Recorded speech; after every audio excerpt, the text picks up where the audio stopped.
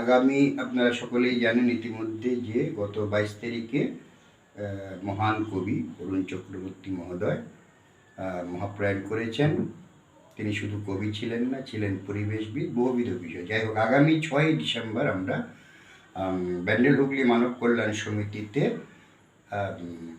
কবি অরুণ চক্রবর্তীর স্মরণে একটি স্মৃতিসভা, সাথে সাথে আমাদের কিছু সেদিন পদক্ষেপ গ্রহণ করবার বিষয়ে আলোচনা হবে।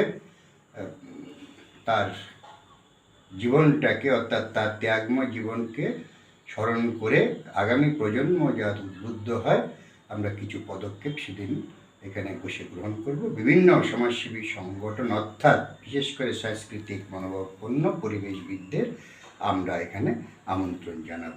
নমস্কার।